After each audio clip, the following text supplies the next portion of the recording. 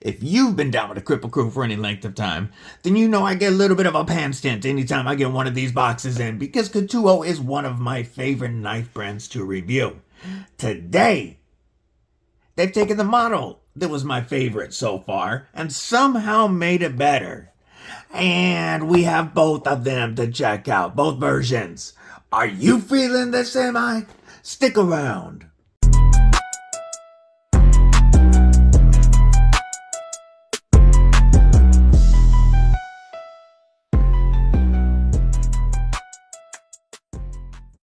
What it do, Kripple Krew? EDC with DBD, disabled but deadly. And that's right, we will be looking at the new Ketuo Triad V3 today. And I'm really stoked to be bringing you this one. Before we get into that though, make sure that you've stabbed that like button, that you /subscribe, and that you bash that bell for notifications so you don't miss anything. Like our upcoming 2,500 subscriber giveaway. Alright, before we get into the Triad, I did just do a review and uploaded it Monday on the Rike knives, Forever Steel Alkaid, the original Transformer knife. I think this thing really shows off Rike's engineering capabilities, and that video is definitely worth checking out. Rike is the sister company to Ketuo, and where Rike is all about taking knife engineering and seeing where they can push it, Ketuo is about taking what they've learned and putting that into an affordable EDC package. And they make some of my all-time favorites, like the Yakuza or the Griffin and Mini Griffin. I actually prefer the Mini Griffin. But the Triad has always been my favorite model of theirs that I've reviewed. I did not get to check out the OG, but I reviewed the Triad V2 a while back and was in love with the knife. So, what if they changed with the V3? How about I get you the specs first? And what you are looking at is 7.61 inches in overall length with a 3.2 inch harpooned clip point Tonto M390 blade, rocking a compound grind and two different finishes. We have a closed length of 3.4 inches, 4.4 inches, my bad, 4.4 inches, a blade stock thickness of 120 thousandths, and look at all that jimping, and an overall weight of only 3.2 ounces. It does come in at 560 thousandths thickness, so over half an inch wide, and that makes for very comfortable ergonomics. So, what is the Triad all about? The Triad has always been about multiple deployment methods and safe lockup. And this one, they have improved on all of the above. Yes, I don't know if you saw that, but I just activated the locker, closed the knife using the liner lock. But it's a button lock, right? Well, yes, it is. It's a button liner lock. So we have all the convenience, whoops, that's my fault, of a button lock, with the extra security of very strong liner lock lockup. I mean, look at that. We're at what, 45% right about there. And you have such a crisp feel on these. Every method of deployment is tuned perfectly. Whether you want to kick it out with the blade hole, thumb studs on the reverse flick. You can do the same with the thud, the thumb stud, or, that's my bad, thumb hole. Either work just as well. You've got the front flipper that is beautifully tuned, reach around approved, and side roll. I mean, you can use this however you want. And they brought back a flipper tab. The V1 had it. They took it away on the V2, and folks asked for it back. So now this thing is like the quintad because there's so many methods of deployment, because we have a flipper tab as well that is perfectly tuned for the push button or light switch.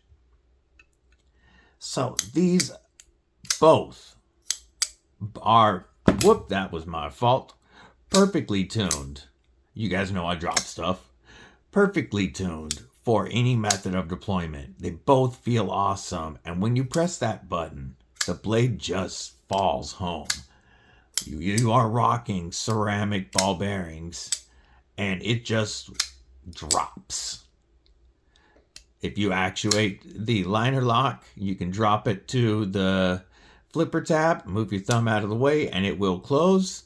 I don't recommend going any lower on it. This blade is sharp. You don't want to be dropping that on your thumb. That's why they gave you the button, though. Ergos. Ergos is where this knife shines. Because with my extra large glove-sized hands, I have plenty of room behind that flipper tab. And as you can see, if you had a 2X, 3X hand, you'd still be able to get up on this. And now that they've added this flipper tab back in from the V1, I am truly locked in with all this jimping if I'm doing any type of thrusting with that tip. And they've tried to carry as much strength out to that tip as possible by using that compound grind. Great ergonomics in a saber grip back here.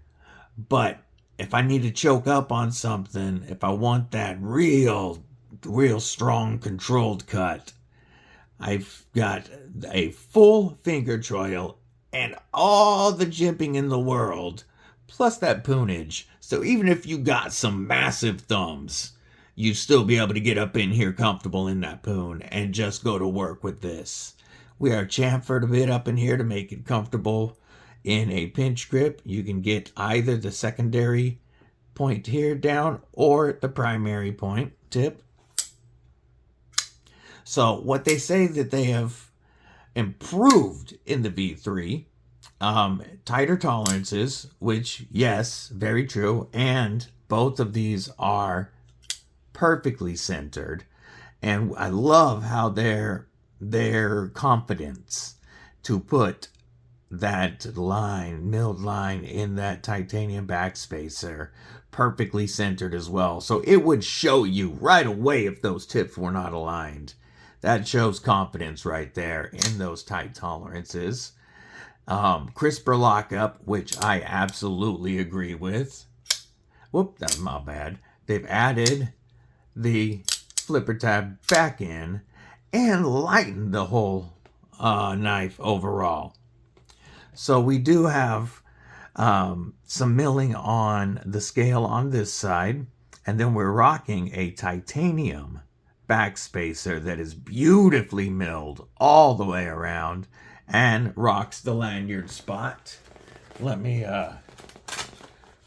grab my flashlight here. I want to see if the liners are steel. Yes, the liners are steel. The back. I'm only getting the slightest. Now up here is where I'm getting it. Huh. These are titanium liners. Yes. Either way, the knife is very light. Skeletonized on this side to reduce weight. And then that beautiful carbon fiber, of course, does not add much weight, helping us keep the weight down. It is contoured and chamfered and comfortable all the way around. And you may have noticed something else that they added in the V3. Something that I usually don't like. And that's a secondary lock. However, this secondary lock does work. And I don't mind it on this knife because it's not on the same side as my lock button, or my button lock.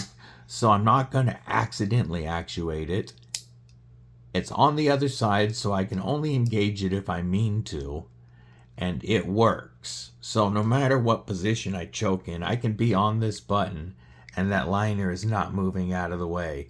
I can try to move the liner out of the way and the blade will only drop to right there.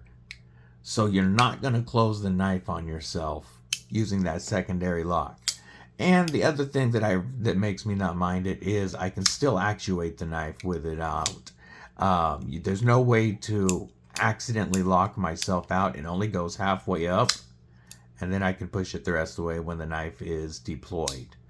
So I'm never gonna lock this closed, and that makes me happy. And because it's on the opposite side, like I said, it doesn't bother me at all having a little bit of extra safety by adding a usable secondary lock. So, you guys know how much I hate secondary locks? This one's alright. It goes in and out of the pocket great with our tip up as the gods intended, milled, mostly deep carry, titanium clip. We do have a milled titanium insert for the opposite side because this is ambidextrous. So you can flip the clip to the other side for lefties and put the spacer in over here so you don't see that any gap. It is also inset into the scales, so it is very secure as far as wobbling. There's no movement in the clip, and just like the V2, this works very well in and out of my 511 tactical pants. Let's talk about Ketuo's blades. Rike and Ketuo both, I really should grab another piece of paper, make scary sharp edges from the factory. I'm gonna grab another piece real quick. And both of these have very, very sharp edges. The flat ground portion up towards the tip is also very, very sharp. And as you can see, the knife just wants to bite in until you get to that hollow ground portion. And then it's going to slice like a dream. This knife is great for EDC and works as a beef jerky, Avenger, or Defender backup. Especially having that secondary lock, I feel much more secure in this than I would any button lock, regular plunge button lock, to use in a beef jerky defense scenario.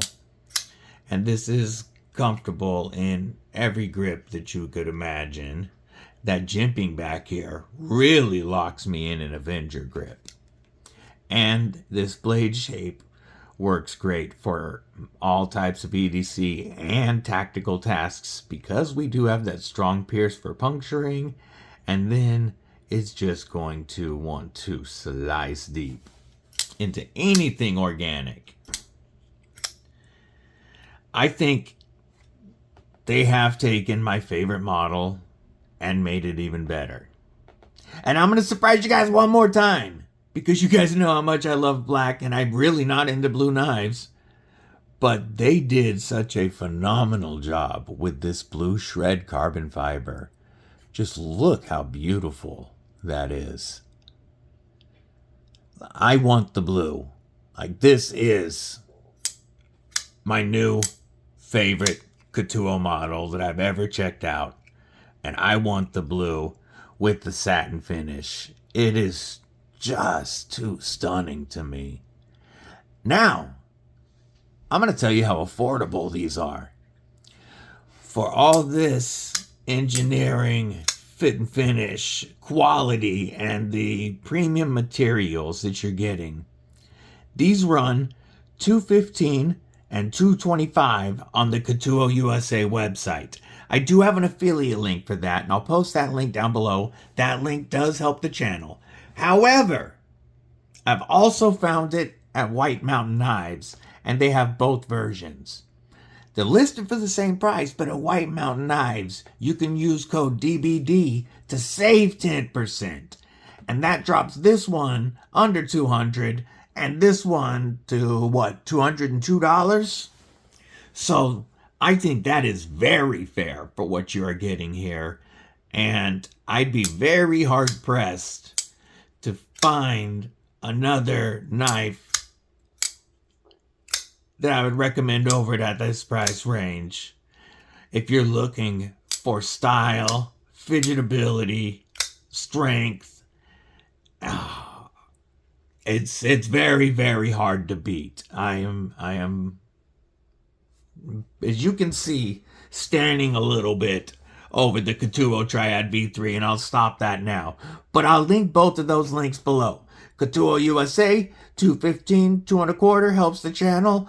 White Mountain Knives, code DBD, drops 10%, helps you. So I recommend you do you and save the money rather than helping the channel. But both links will be down below. I want to know what your thoughts are on the Triad V3. I think this is a killer knife, obviously. One last thing, how about some quick size comparisons?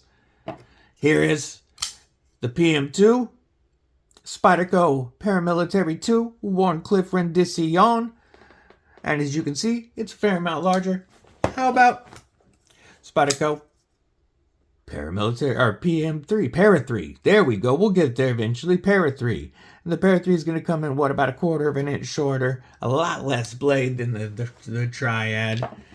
One more. The beautiful TRM Knives Bulldog Rev B, which is going to come in, again, about just under 1/4 inch, or just over 1/4 inch shorter overall length than the Triad. That should give you a good idea. Don't forget to check out the video on the Rike knife, Alkaid. And I did find these also on White Mountain Knives. So if you're looking to check out an Alkaid, 10% saves a lot of money. Let me know what you guys are thinking of what Rike and Ketuo both are doing. Until next time, stay safe, stay frosty. Most importantly, folks, stay deadly.